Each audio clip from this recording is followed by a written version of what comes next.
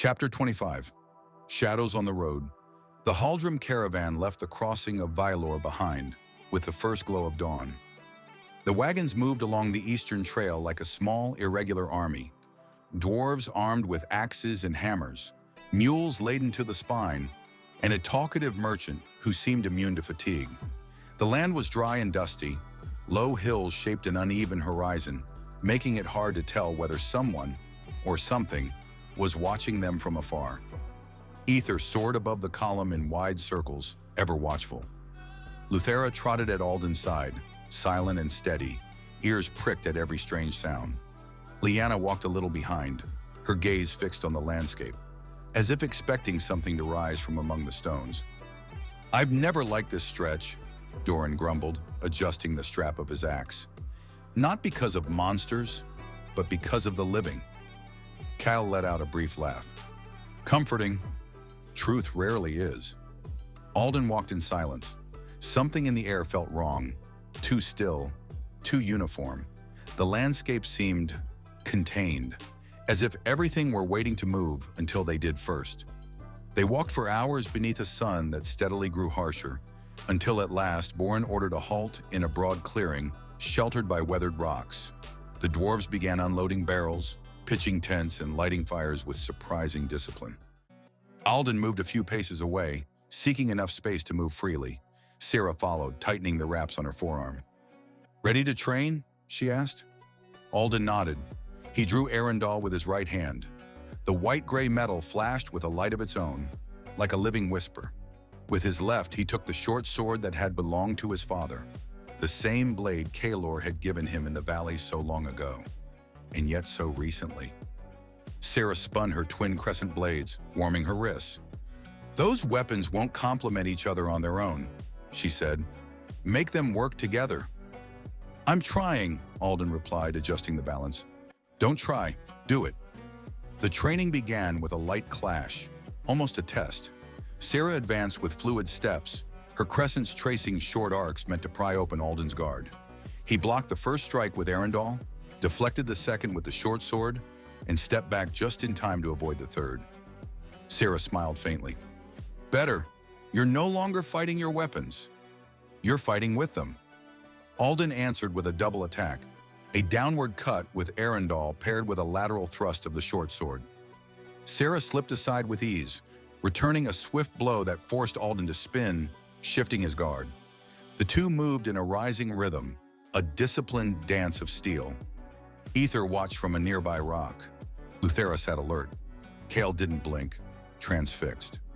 After a particularly rapid exchange, Sarah raised a hand and stepped back, drawing a deep breath. "Not bad," she said. "You have instinct and discipline. That's rare and valuable." Alden lowered the blades. "I owe it to Kalor," he replied without hiding it. "He taught me not to fear the edge." She tilted her head, almost with respect. "Then you honor him well."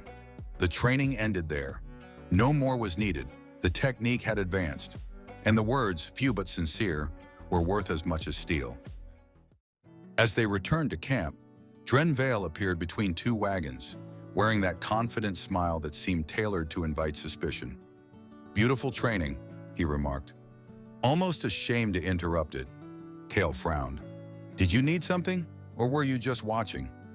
"Observation is underrated," Dren replied lightly. "Sometimes you learn more that way than by talking or fighting." His gaze slid inevitably toward Lyanna, who was heating water by a campfire. Dren inclined his head as one might to a familiar face. "Good evening, Lyanna."